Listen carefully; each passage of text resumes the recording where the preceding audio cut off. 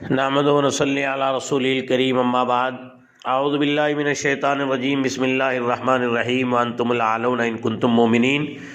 ناظرین اور سامعین کرام، آج میں کئی دنوں کے بعد بالخصوص ان حالات سے غمزدہ ہونے کے بعد ہمت ہی نہیں ہو رہی تھی کہ کوئی پیغام امت مسلمہ کے نام ریکارڈ کراؤں، اس لیے کہ جو فیصلہ اس وقت میں آیا ہے اس نے ساری ملت کو کیا بلکہ ہر درد مند اور انسانیت اپنے قلب و جگر میں رکھنے والے ہندوستانی کو اور شہری کو غمگین کر دیا، حتیٰ کہ جسٹس اور دیگر بدھی جیوی اور سیکولر مائنڈ اور انتہائی انصاف پسند ہمارے برادران اور ہندوؤں نے بھی اس پر اپنے اندر کے دکھ اور درد اور غم کا اظہار کیا۔ اور میں سمجھتا ہوں کہ ان انصاف پسند لوگوں کے شکایت اور عدم اعتماد جو انہوں نے چیف جسٹس کے فیصلوں پر کیا ہے، اور میں سمجھتا ہوں کہ اگر اس وقت اللہ تبارک و تعالیٰ اس زمین کو اور ان در و دیوار کے ملبے کو قوت گویائی دیتا اور ان کو بولنے کی اجازت ہوتی تو یقیناً یہ بابری مسجد بھی ہم سے یہ گہار لگاتی، یہ پیغام دیتی، یہ خطاب کرتی، تمہارا شہر تم ہی منصف تم ہی مدعی، ہمیں معلوم تھا ہمارا ہی قصور نکلے گا۔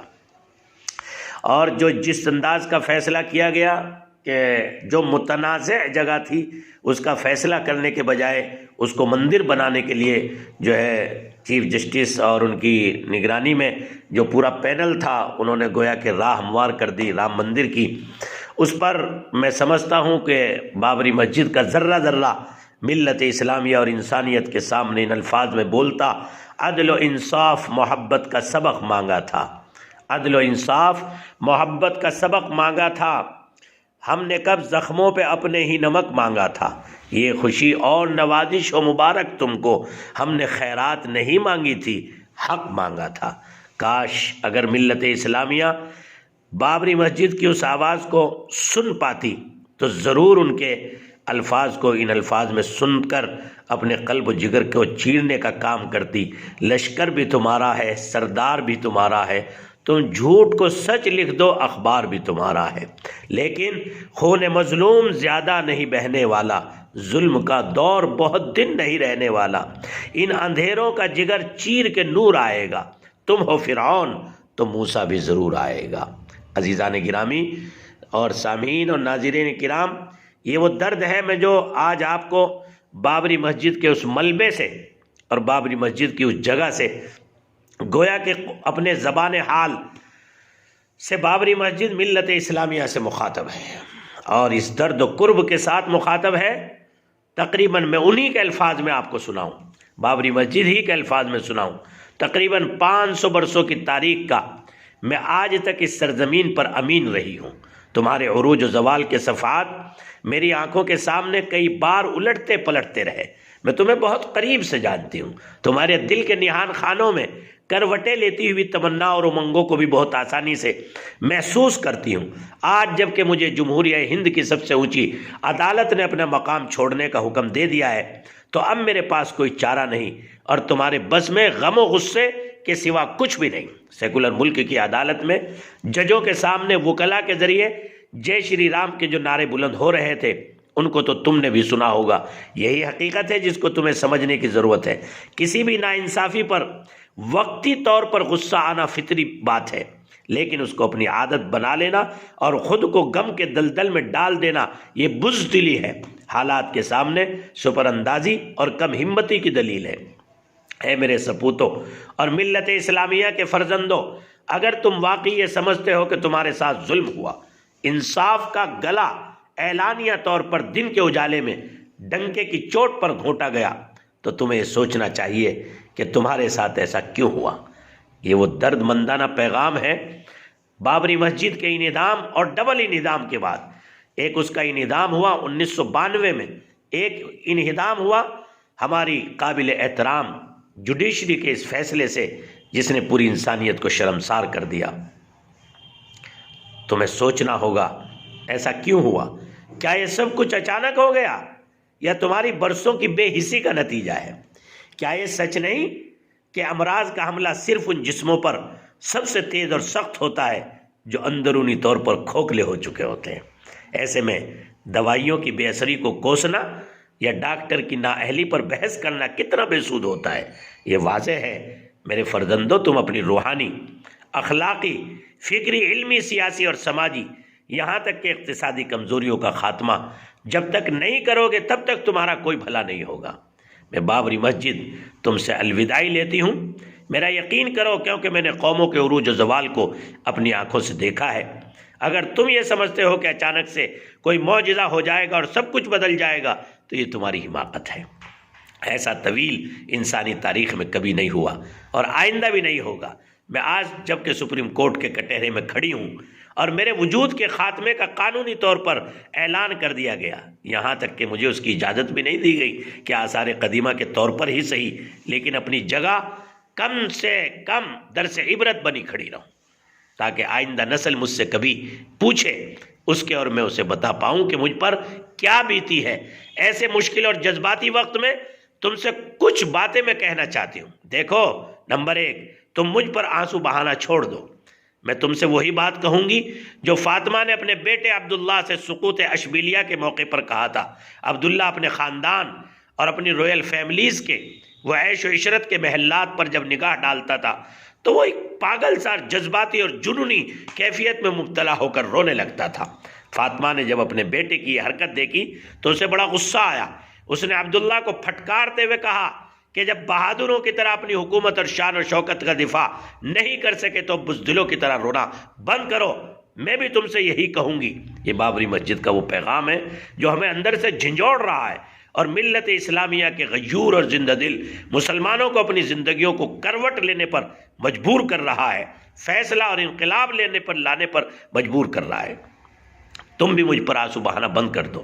میرے حصے میں جتنے سجدے آئے ہیں میں انہی کو اپنے آنچل میں سمیٹ کر لے جاؤں گی اور اپنے رب کے حضور پیش کر دوں گی۔ میری مقدر میں بس اتنی ہی سعادت ذکر و دعا لکھی تھی۔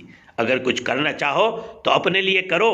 کئی بار مجھے لگتا ہے کہ تمہارا یہ غصہ، رد عمل، جذبات کا سیلاب، مجھ سے محبت کا اظہار سب کھوکھلا اور دکھاوا ہے، اور میں اس ماں کی طرح ہوں کہ جس کو اس کی اولاد زندگی میں بوجھ سمجھتی رہتی ہے اور موت کے بعد آنسوؤں سے سب کو دھوکہ دیتی ہے۔ کیا میں تمہاری پیشانیوں پر مسجدوں کی صاف صاف لفظوں میں یہ لکھا ہوا نہیں دیکھ رہی تھی جو منافقت کی ظاہری علامت تھی؟ تمہاری مسجدوں کے دروازے پر سنی مسجد، شیعہ مسجد، اہل حدیث مسجد، اہل سنت والجماعت مسجد، حنفی مسجد، شافعی مسجد، بریلوی مسجد اور نہ جانے کیا کیا نام کی تختیاں جو لٹک رہی ہیں، ان کا کیا مطلب ہے؟ خود میرا مقدمہ لڑنے کے لیے سنی اور شیعہ کا جھگڑا تم نے جاری رکھا۔ آج بھی تمہاری ترجیح یہ نہیں ہوتی ہے کہ زندگی بھر کی کمائی شادی کے اندر ایک رات میں گنوا دوں؟ بیٹی کی پیدائش پر کیا تم بھی غیروں کی طرح افسردہ نہیں ہوتے؟ تمہارے کتنے گھر ایسے ہیں جن میں تمہارے بچے اپنے ماں باپ سے مفید علم اور پاکیزہ عمل کا درس پاتے ہیں؟ یہ وہ زخم ہے کہ جو تم نے اپنے معاشرے اور سماج میں بنائے ہیں۔ کیا تم گاڑیاں خریدنے کے بعد اس کی اپنی محفلوں میں بیٹھ کر اس کی خوبیوں کا تذکرہ نہیں کرتے؟ کیا تم نے کبھی اپنے بچوں کے لیے معیاری اسکول، عمدہ کتابیں، باکردار اور اعلیٰ صلاحیت کے اساتذہ، نیز جدید وسائل کی فراہمی پر تمہاری توجہ کوئی خاص نہیں ہوتی؟ کوئی کمزور انسان اپنی محنت سے کامیاب ہو جائے اور تم سے بہتر زندگی گزارنے لگ جائے تو حسد اور عداوت کا ایک طوفان تمہارے اندر کھڑا ہو جاتا ہے۔ کیا یہ اندر کے وہ زخم نہیں ہے جو ملت اسلامیہ کو کمزور کر رہے ہیں؟ اگر کسی کو غلطی سے دھکا لگ گیا تو کربلا کا منظر تیار ہو جاتا ہے۔ سب ایک دوسرے کے در پہ آزار، نہ کوئی رواداری، نہ تم میں باہمی الفت و عنایت ہے۔ تمہاری مسجد فرقہ پرستی اور اناد کا مرکز، قیادت تنک مزاج اور برکردار ہے۔ تمہارے محلوں میں نہ یتیموں کا کوئی پرسان حال ہے، نہ بیواؤں کا مددگار ہے۔ زمین اور جائیداد کے بٹوارے میں اپنوں کا خون اور اس کی تذلیل، مسجد کی دیوار سیدھی کرنے کے لیے 2 بالش زمین نہیں دے سکتے، لیکن بس چلے تو مسجد توڑ کر اپنے گھر کی دیوار اٹھا لیں۔ کیا یہ وہ زخم نہیں ہے جو ملت اسلامیہ کو جو ہے شریعت مطہرہ سے دور کرنے والے ہیں؟ ایسے وقت میں تمہارے درمیان سے رخصت ہو رہی ہوں، ایسے وقت میں جب کہ دنیا کی تمام قومیں ترقی کے لیے دن رات ایک کیے ہوئے ہیں، تم بس ماضی کی عظمتوں کا ذکر حقوں کے دھوؤں کے بیچ کرتے نہیں تھکتے۔ تمہیں کون سمجھائے کہ آج میری بھی ایسی حالت نہیں ہوتی اگر تم نے علم کو دین اور دنیا کے خانوں میں تقسیم کرنے کا جرم نہ کیا ہوتا۔ اس لیے آج میں سپریم کورٹ میں اپنے حق سے محروم کی جاتی، کیا تمہارے اوپر غم و اندوہ کے اتنے گہرے بادل چھائے ہوئے ہوتے؟ ہرگز نہیں۔ تم دوسروں پر اپنا غصہ اتارنا بند کرو، اپنی کمزوریاں دور کرو، مسجدوں کی فرقہ واریت اور اداروں کی تنگ نظری پر تیشہ زنی کرو، منصوبہ بندی کے ساتھ اپنا ہدف اور مقصد طے کرو اور پھر انہیں حاصل کرنے کی سنجیدہ عملی سعی کرو۔ میرے فرزندو، میں تمہیں آخری پیغام دے کر جا رہی ہوں۔ اگر تم ایسا کر سکتے ہو تو میں سمجھوں گی کہ میری قربانی رائے گا نہیں گئی، ورنہ میں خدا کے حضور یہ گواہی دوں گی کہ یہ امت 12 ربیع الاول اور یوم عاشورہ کے نام پر عشق رسول اور حب آل رسول کا ناٹک کرنا تو سیکھ گئی، لیکن طویل مدتی منصوبہ بندی کے ذریعے اپنی حالت بدلنے کا ہنر نہیں سیکھ پائی۔ میں آخری بات کہتی جا رہی ہوں، تمہاری بساط اس ملک میں الٹ دی گئی ہے، تمہاری آنکھوں کے سامنے طلاق کے ثلاثہ کے نام پر تمہارے گھروں کو توڑ دیا گیا، 370 کے ذریعے تمہیں قید کر دیا گیا، NRC کے ذریعے تمہیں آسام میں گھر بنا دیا گیا، بے گھر بنا دیا گیا، اور پورے ملک میں تمہارا یہی حشر ہونے والا ہے۔ اب رشوت دے کر اپنے کاغذات درست کرواتے رہو اور خوف میں جیتے رہو، اس سے یہ حقیقت نہیں بدلے گی کہ اب اس ملک میں تم دوسرے درجے کے شہری بنا دیے گئے ہو۔ بس اب یکساں سول کوڈ کا نفاذ باقی ہے جو ان قریب ہو جائے گا۔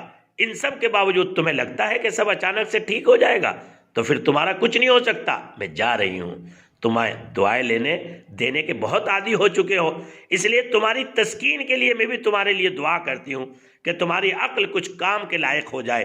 اگر تمہارے اندر انقلابی تبدیلی پیدا ہو گئی تو میں پھر آئندہ زمانے میں لوٹ آؤں گی، اور اسی امت میں میرے فرزندوں میں کوئی سلطان صلاح الدین ایوبی ضرور پیدا ہوگا جو زمین پر رہتے ہوئے میرا رشتہ آسمان سے ہر روز رہتا تھا دوبارہ جوڑ دے گا۔ اب آسمان سے دیکھوں گی کہ تم واقعی بہتر بدلاؤ کی کوشش میں سنجیدہ ہوتے ہو یا نہیں۔ میں دوبارہ تمہاری عظمت کے مینار دیکھنے آنا چاہتی ہوں۔ کیا تم آج ہی سے بہتر مستقبل کی بنیاد ڈالنے میں مصروف ہو جاؤ گے؟ یہ وہ پیغام ہے جس کا ایک ایک لفظ بابری مسجد کی در و دیوار کی طرف سے بنام ملت اسلامیہ کی ادنا غیرت اور بصیرت رکھنے والا اور مومنانہ فکر رکھنے والا انسان بھی یقیناً اس کو سن کر کے رو پڑے گا۔ یہ وہ پیغام ہے جو بابری مسجد کا اس فیصلے کے بعد گویا کہ اس در و دیوار سے ملت اسلامیہ کو جھنجھوڑ رہا ہے۔ بقلم حضرت مولانا ضیاء صاحب، بزبان حضرت مولانا، یہ آپ تک پیغام پہنچا گیا۔ یہ وہ درد ہے جو ہر درد مند دل کی ایک آواز ہے، اور اس کو دور تک پہنچائیے اور اپنی صفوں میں اتحاد پیدا کیجئے، اور ملت اسلامیہ کے سودا کرنے والے نام نہاد اور ملت اسلامیہ کو بیچنے والے قائدین سے اپنے آپ کو محفوظ رکھیے۔ اللہ حافظ۔ آپ کا میزبان محمد سالم اشرف قاسمی، خادم الطلبہ دارالعلوم الشفیہ دیوبند۔ السلام علیکم ورحمۃ اللہ وبرکاتہ۔